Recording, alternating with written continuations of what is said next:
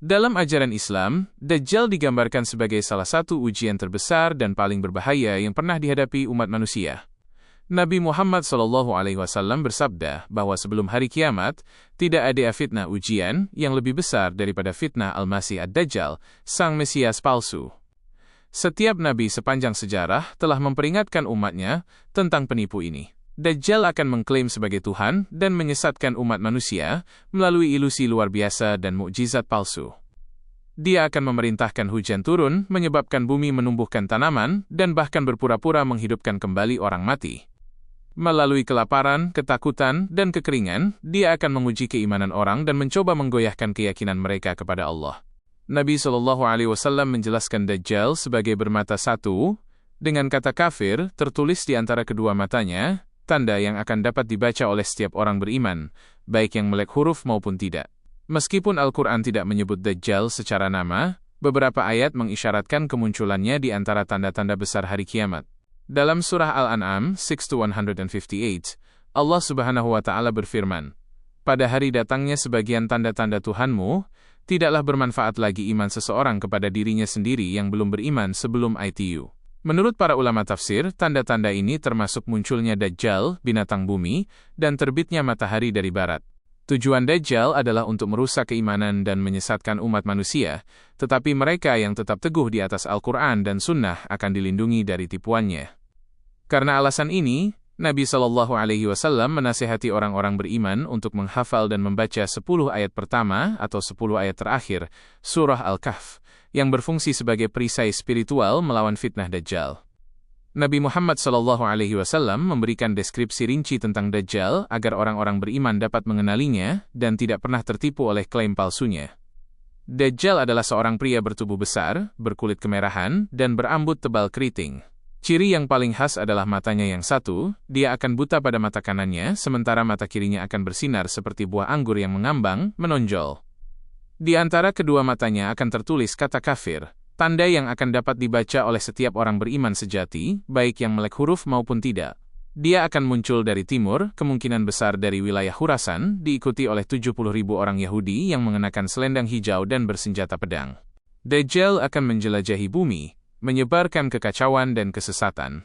Dia akan mengklaim sebagai seorang nabi, dan pada akhirnya, dia akan menyatakan dirinya sebagai Tuhan. Untuk menipu orang, dia akan melakukan ilusi yang mencengangkan. Dia akan menurunkan hujan di tanah yang kering, menyebabkan tanaman tumbuh, dan membagikan kekayaan secara melimpah. Dia bahkan akan membuatnya seolah-olah dia dapat membangkitkan orang mati, meskipun ini hanyalah tindakan penipuan yang diberikan kepadanya sebagai ujian bagi umat manusia. Surganya yang sebenarnya adalah neraka yang menyala, dan nerakanya yang sebenarnya adalah air dingin. Dia akan memasuki setiap kota kecuali Mekah dan Madinah karena para malaikat akan menjaga kedua kota tersebut, mencegahnya menginjakkan kaki di sana. Nabi SAW memperingatkan bahwa selama masa kebingungan ini, keimanan orang-orang akan diuji dengan sangat berat. Beberapa akan mengikuti Dajjal karena takut atau keinginan akan kenyamanan duniawi, sementara orang-orang beriman sejati akan tetap teguh dengan rahmat Allah. Ini akan menjadi ujian tertinggi untuk ketulusan dan kesabaran, yang memisahkan mereka yang kokoh dalam iman dari yang lemah. Ketika Dajjal muncul, pengaruhnya akan menyebar dengan cepat ke seluruh dunia, dan jutaan orang akan jatuh ke dalam tipuannya. Kedatangannya akan terjadi pada saat kekacauan besar, ketika perang, kelaparan, dan bencana alam telah mengguncang kemanusiaan, dan keimanan telah melemah di banyak hati. Orang-orang akan putus asa mencari kepemimpinan, harapan, dan solusi untuk masalah mereka. Dalam suasana kekacauan dan kebingungan inilah, Dajjal akan muncul sebagai sosok yang berkuasa, mengklaim membawa kedamaian, kemakmuran, dan mukjizat. Banyak yang akan melihat ilusinya, dan percaya bahwa dia benar-benar memiliki kekuatan ilahi. Menurut Nabi Muhammad SAW, Dajjal tidak akan sendirian. Dia akan diikuti oleh pasukan besar orang-orang yang tertipu, termasuk yang lemah dalam iman, orang-orang munafik, dan mereka yang hatinya terikat pada kekayaan duniawi. Dalam satu riwayat, Nabi SAW bersabda, 70.000 orang Yahudi dari Isfahan akan mengikuti Dajjal, mengenakan pakaian hijau dan membawa pedang. Muslim. Namun, pengikutnya tidak hanya terdiri dari orang Yahudi, di antara mereka juga akan ada banyak orang dari berbagai bangsa dan agama yang dibutakan oleh hasrat materi. Mereka akan mengikutinya karena dia akan memberi mereka makanan saat mereka lapar, air saat mereka haus, dan kekayaan saat mereka miskin. Dia akan memanipulasi kebutuhan mereka dan menggunakannya sebagai alat kekuasaan palsunya. Mereka yang mencari kenyamanan duniawi daripada kebenaran ilahi akan mendapati diri mereka diperbudak oleh tipuannya. Pengaruh Dajjal akan meluas ke setiap penjuru bumi. Dia akan bepergian dengan cepat, seolah-olah dibawa oleh angin, bergerak dari satu negeri ke negeri lain dalam sekejap. Dia akan memanggil orang untuk menyembahnya, dan siapapun yang menolaknya akan kehilangan makanan, kekayaan, dan keselamatan. Orang yang berhati lemah akan menyerah, sementara orang yang kuat dalam iman akan melawan, bahkan jika ITU mengorbankan nyawa mereka. Selama periode ini, orang-orang beriman sejati akan menghadapi cobaan yang sangat besar, karena propaganda Dajjal akan mendominasi dunia, dan para pengikutnya akan mengejek dan menganiaya mereka yang berdiri teguh di jalan kebenaran. Namun, terlepas dari kekuatannya yang tampak, akan selalu ada sekelompok orang beriman yang menolak untuk tunduk di hadapannya. Mereka adalah orang-orang yang keimanannya berakar dalam pada zikir kepada Allah dan ajaran Nabi SAW. Mereka akan mengenali Dajjal bukan dari keajaibannya, tetapi dari kebohongannya. Kekuatan mereka tidak akan datang dari kekuatan duniawi, tetapi dari keyakinan spiritual, keyakinan yang tak tergoyahkan bahwa tidak ada yang pantas disembah selain Allah, pencipta segala sesuatu. Dengan demikian, penyebaran pengaruh Dajjal tidak hanya akan menguji bangsa dan penguasa, tetapi juga akan memisahkan kebenaran dari kepalsuan dalam skala global. Para pengikutnya akan mewakili tipu daya dunia ini, mereka yang mengejar kenyamanan sementara para penentangnya akan mewakili kebenaran abadi dari iman. Pertempuran antara keyakinan dan kekafiran akan mencapai puncaknya, mempersiapkan panggung untuk intervensi ilahi. Kemunculan Dajjal akan menandai zaman kebingungan yang membingungkan, masa ketika garis antara kebenaran dan kepalsuan tampak kabur. Kemunculannya akan disertai oleh peristiwa aneh dan yang tampak ajaib yang akan mencengangkan umat manusia. Namun, apa yang disebut mukjizat ini bukanlah tindakan ilahi sejati, melainkan ilusi dan tipuan yang diberikan kepadanya sebagai ujian dari Allah. Nabi Muhammad SAW memperingatkan para pengikutnya bahwa senjata terbesar Dajjal adalah penipuan. Karena dia akan membuat yang palsu tampak benar dan yang benar tampak palsu. Dajjal akan memulai misi palsunya dengan mengklaim sebagai reformis yang diutus untuk membawa perdamaian ke dunia yang hancur. Orang-orang yang putus asa akan stabilitas akan mengikutinya. Kemudian dia akan meningkatkan klaimnya, menyebut dirinya seorang nabi. Akhirnya, di puncak kesombongan dan penipuan, dia akan mengklaim sebagai Tuhan, mengatakan, "Akulah Tuhanmu." Untuk mendukung klaim ini, dia akan melakukan ilusi yang menentang pemahaman manusia. Dia akan memerintahkan langit untuk hujan, dan hujan akan turun. Dia akan menyuruh bumi untuk mengeluarkan hasil panen, dan tanah akan mekar. Mereka yang percaya padanya akan makmur secara materi, sementara mereka yang menolaknya akan menderita kekeringan dan kelaparan.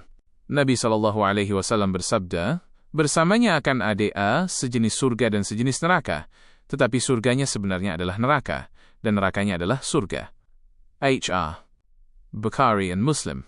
Hadits ini mengungkapkan sifat menipu dari mukjizat Dajjal. Dia akan tampak membawa kehidupan, tetapi kekuatannya akan menjadi sumber kehancuran. Dia akan tampak membawa cahaya, tetapi dia akan menuntun orang ke dalam kegelapan.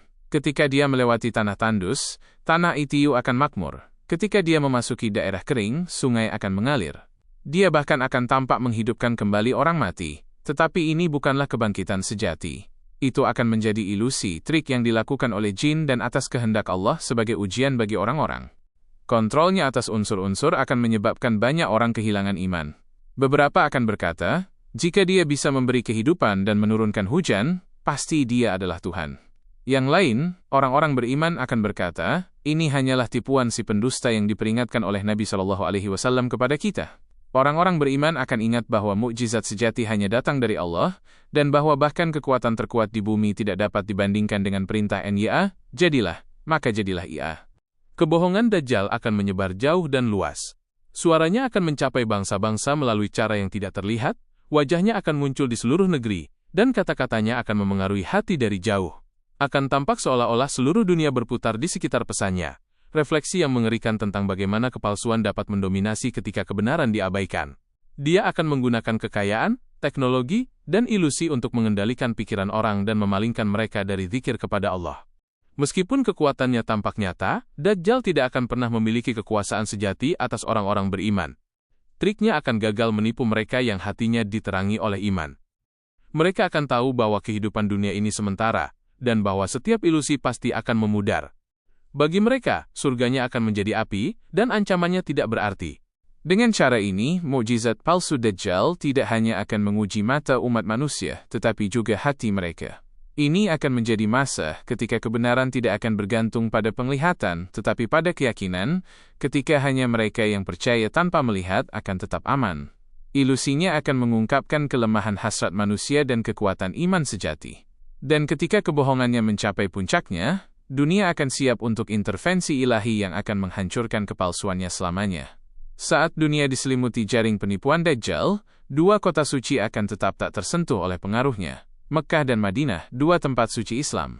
Sementara para pengikut Dajjal akan menyebarkan kekacauan di setiap negeri, kota-kota suci ini akan berdiri sebagai simbol perlindungan ilahi dan kebenaran, dijaga oleh kekuatan Allah sendiri. Nabi Muhammad SAW dengan jelas menyatakan bahwa Dajjal tidak akan pernah bisa memasukinya, karena para malaikat akan menjaga gerbangnya, mencegah setiap orang kafir dan munafik di luar batas sucinya. Nabi SAW bersabda, tidak ada kota yang tidak akan diinjak Dajjal kecuali Mekkah dan Madinah. Setiap jalan yang menuju ke sana akan dijaga oleh para malaikat yang memegang pedang mencegahnya masuk. H.R. Bukhari dan Muslim. Nubuatan ini mengungkapkan kebenaran yang mendalam. Sementara seluruh dunia mungkin jatuh di bawah bayangan tipu daya, rumah Allah, Ka'bah, dan kota Nabi SAW akan tetap menjadi tempat perlindungan cahaya dan iman. Kesucian mereka tidak akan mengizinkan kehadiran kepalsuan. Dajjal akan mencapai pinggiran Madinah, dipenuhi amarah karena dia tidak bisa menaklukkannya. Berdiri di atas dataran berbatu di luar kota, dia akan memukul tanah dan gemetar karena marah, tetapi perlindungan ilahi di sekitar Madinah akan mengusirnya. Pada saat itu, Madinah akan berguncang 3 kali, seolah-olah membersihkan dirinya sendiri. Nabi SAW bersabda, ketika Dajjal mendekati Madinah, akan berguncang 3 kali, dan setiap orang munafik dan kafir akan diusir darinya. H.R. Muslim. Guncangan ini akan berfungsi sebagai peringatan dan pembersihan, mengeluarkan dari Madinah mereka yang imannya hampa dan mengungkap hati mereka yang sebenarnya. Orang-orang beriman akan tetap berada di dalam, kokoh dalam pengabdian mereka, sementara yang tidak murni akan melarikan diri menuju kemah Dajjal, bergabung dengan pasukan kepalsuan.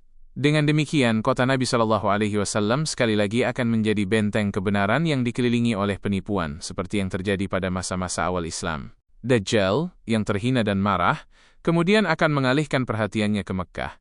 Tetapi seperti Madinah, kota suci itu akan berada di bawah perlindungan malaikat yang tak terhitung jumlahnya. Dia akan melihat menara-menaranya yang bersinar dari jauh, tetapi tidak akan menemukan jalan untuk masuk. Ka'bah, jantung spiritual dunia, akan tetap tak tersentuh oleh kejahatannya.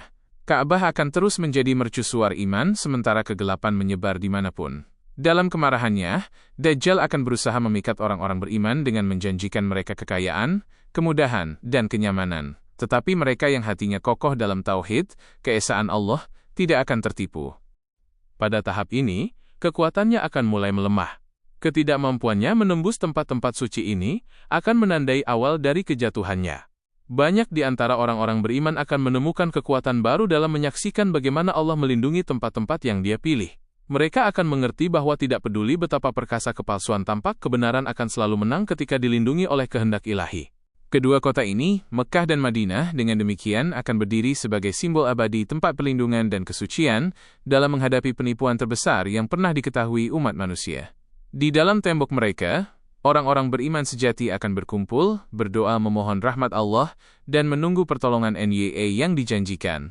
Tak lama lagi, bantuan ilahi itu akan tiba, bukan dalam bentuk pasukan, tetapi dalam kembalinya satu jiwa yang diberkahi, Nabi Isa Yesus alaihissalam yang turunnya akan mengakhiri tirani Dajjal untuk selamanya. Saat tirani Dajjal mencapai jam tergelapnya, ketika dunia gemetar di bawah beban kebohongannya dan tangisan orang-orang beriman naik menuju langit, Allah Subhanahu wa Ta'ala akan mengutus hamba pilihan NYA, Nabi Isa ibn Maryam, Yesus alaihissalam, untuk membawa keadilan, cahaya, dan kebenaran kembali ke bumi.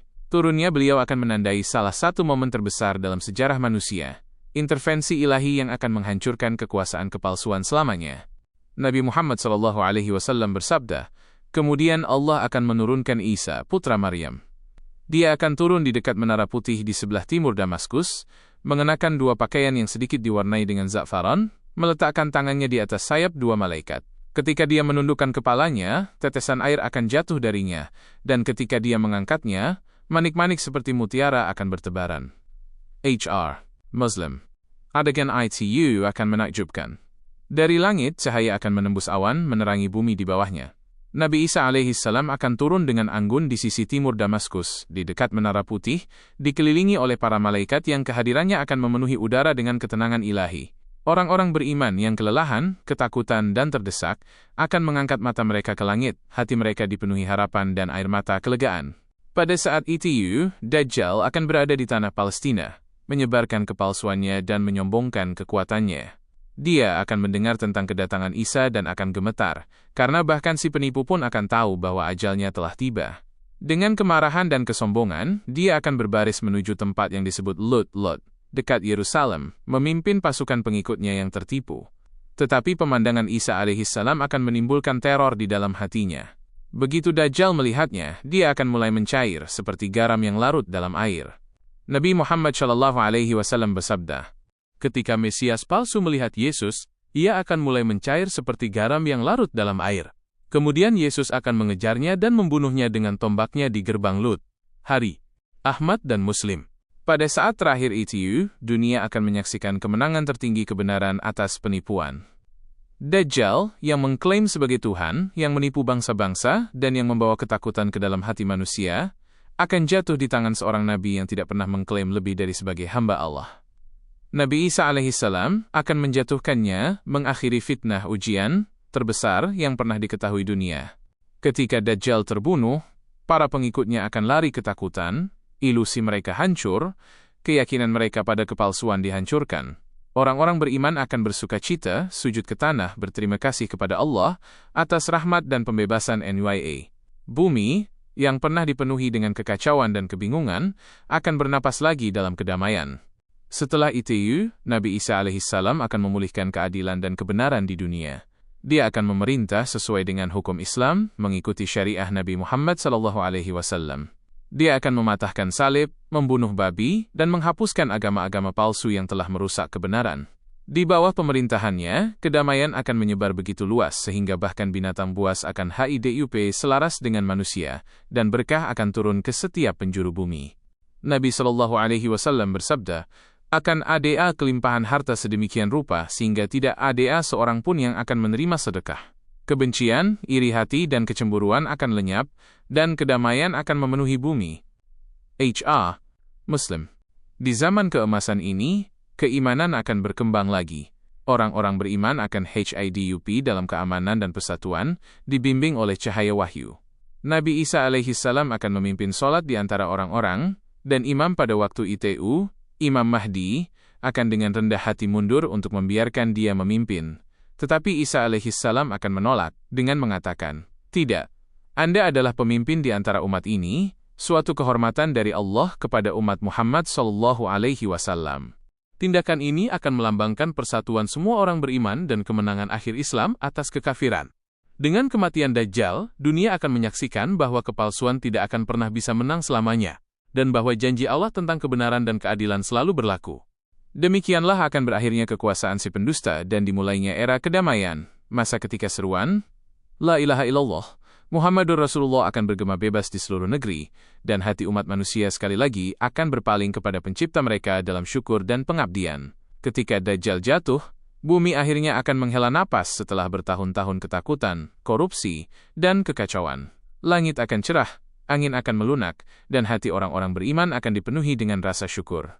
Dunia yang pernah dicabik-cabik oleh kebohongan dan pertumpahan darah, akan terbangun di fajar baru kedamaian, iman, dan keadilan, dipimpin oleh Nabi Isa alaihissalam yang mulia, dan Imam Mahdi alaihissalam. Itu akan menjadi masa yang tidak seperti sebelumnya, sekilas harmoni yang seharusnya dijalani oleh umat manusia. Nabi Muhammad SAW bersabda, kemudian akan ada keamanan bagi orang-orang, bahkan singa akan berjalan bersama unta, macan tutul dengan ternak, dan serigala dengan domba. Anak-anak akan bermain dengan ular dan tidak terluka. HR. Ahmad. Dunia akan bertransformasi di bawah rahmat Allah. Kebencian, iri hati dan keserakahan, racun yang pernah memicu perang dan perpecahan, akan lenyap dari hati manusia. Keadilan akan menggantikan penindasan, kebenaran akan menggantikan tipu daya, dan kedamaian akan menggantikan ketakutan. Nabi Isa alaihissalam akan memerintah bukan sebagai utusan baru tetapi sebagai hamba Allah yang rendah hati, mengikuti hukum Islam yang diwahyukan kepada Nabi terakhir, Muhammad SAW. Pemerintahannya akan menjadi kelanjutan dari kebenaran, bukan pesan baru, pengingat bahwa semua Nabi datang dengan satu tujuan, untuk memanggil umat manusia kembali kepada penyembahan satu Tuhan. Selama era yang diberkati ini, kekayaan akan melimpah. Nabi SAW bersabda, harta akan menjadi sangat melimpah, sehingga tidak ada seorang pun yang akan menerima sedekah. Satu sujud kepada Allah akan lebih dicintai daripada seluruh dunia dan segala isinya. H.R. Bukhari and Muslim. Di bawah kepemimpinan Isa yang adil, bumi akan menghasilkan kekayaannya. Tanaman akan tumbuh dengan berkah, hujan akan turun melimpah, dan makanan akan berlimpah. Tidak ada yang akan kelaparan, tidak ada yang akan tertindas, dan tidak ada yang akan ditinggalkan sendirian. Umat manusia akan menemukan kembali kesederhanaan dan ketulusan, esensi iman. Tidak akan ada kesombongan, tidak ada perpecahan, dan tidak ada keserakahan. Orang-orang akan menghargai ibadah di atas kekayaan, dan iman di atas ketenaran. Masjid-masjid akan penuh, hati akan lembut, dan lidah akan basah dengan zikir kepada Allah. Isa alaihissalam juga akan memenuhi salah satu misi yang paling ditunggu-tunggu sepanjang masa, penghancuran salib dan penghapusan kepalsuan yang dikaitkan dengannya. Dia akan menyatakan dengan jelas bahwa dia tidak pernah disalib, juga bukan anak Tuhan, tetapi seorang nabi dan hamba Allah. Dia akan memulihkan kebenaran tentang pesannya, menyatukan orang Kristen, Muslim, dan semua pencari kebenaran di bawah satu panji ilahi, la ilaha illallah. Imam Mahdi alaihissalam, pemimpin yang dibimbing dari keturunan Nabi SAW, akan berdiri di samping Isa alaihissalam, dan bersama-sama mereka akan membawa harmoni bagi umat. Kepemimpinan mereka tidak akan bergantung pada kekuasaan atau kekayaan, tetapi pada kerendahan hati, kebijaksanaan, dan bimbingan ilahi. Di bawah mereka, umat manusia akhirnya akan merasakan manisnya iman dan kemurnian keadilan. Di masa yang diberkati ini, bahkan alam pun akan bersuka cita. Bumi akan memberikan berkahnya dengan bebas. Buah-buahan akan tumbuh lebih besar dan lebih manis. Sungai akan mengalir dengan kemurnian, dan hewan akan hidup selaras dengan umat manusia. Seekor domba saja akan cukup untuk satu suku, dan satu buah delima akan cukup untuk banyak orang. Hati orang-orang akan dibersihkan, dan jiwa mereka akan menemukan kedamaian. Tahun-tahun akan berlalu dalam kedamaian. Anak-anak akan tumbuh tanpa mengenal ketakutan, orang tua akan meninggal dalam kepuasan, dan bangsa-bangsa akan hidup tanpa batas atau perang. Ibadah akan menjadi pusat kehidupan sekali lagi, dan nama Allah akan diingat pagi dan sore di setiap negeri. Cahaya iman akan menutupi bumi sama seperti matahari menutupinya dalam kecerahannya. Di bawah pemerintahan Nabi Isa alaihissalam, kebenaran akan menang, keadilan akan berkembang, dan bumi akan mengingat bagaimana rasanya kedamaian yang sejati. Era ini akan menjadi cerminan surga di bumi, pengingat tentang apa yang dapat dicapai umat manusia ketika ia hidup dalam ketaatan kepada Allah. Namun, zaman keemasan ini pun tidak akan berlangsung selamanya. Ketika waktu yang ditentukan berakhir, Isa alaihissalam akan hidup selama 40 tahun, dan setelah menyelesaikan misinya, dia akan meninggal dengan damai.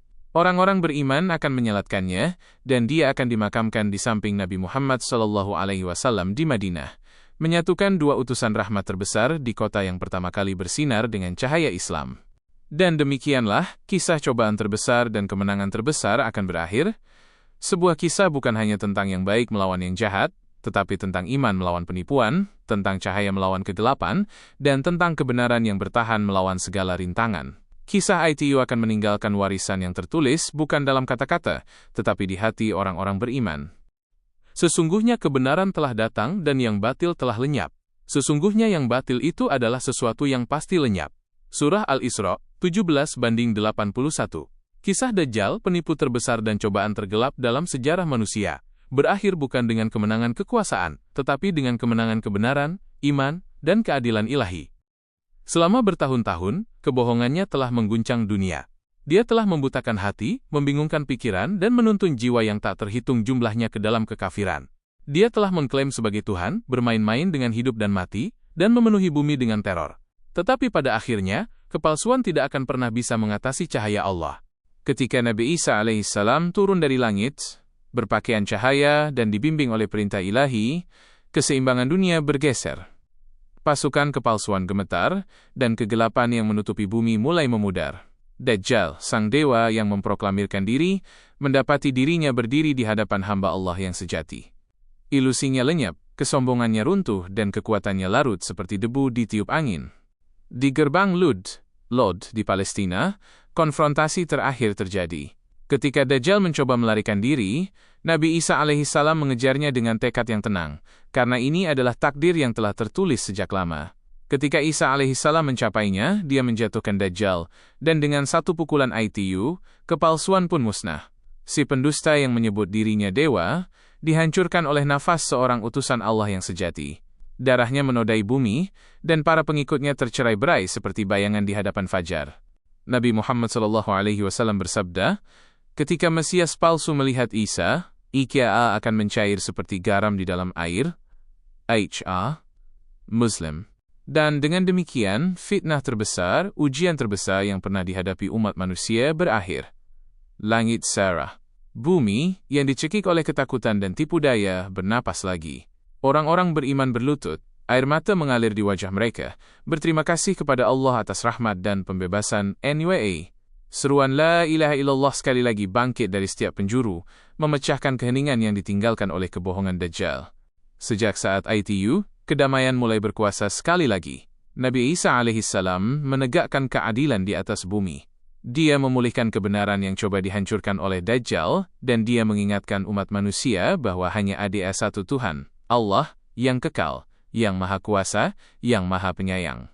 Kisah Dajjal berakhir seperti yang seharusnya. Bukan dengan kekacauan, tetapi dengan kejelasan, bukan dengan dominasi, tetapi dengan keadilan ilahi, dan bukan dengan keputusasaan, tetapi dengan harapan. Akhir kisahnya berfungsi sebagai pengingat abadi, bahwa tidak peduli seberapa kuat kepalsuan tampak, ia selalu ditakdirkan untuk runtuh di hadapan kebenaran. Dan demikianlah, orang-orang beriman bersukacita, dan dunia memasuki era kedamaian yang baru. Matahari terbenam pada zaman penipuan, dan terbit lagi di atas dunia yang dipenuhi dengan iman, rasa syukur, dan cahaya. Dan katakanlah, kebenaran telah datang, dan yang batil telah lenyap. Sesungguhnya yang batil ITU adalah sesuatu yang pasti lenyap. Surah Al-Isra 17-81.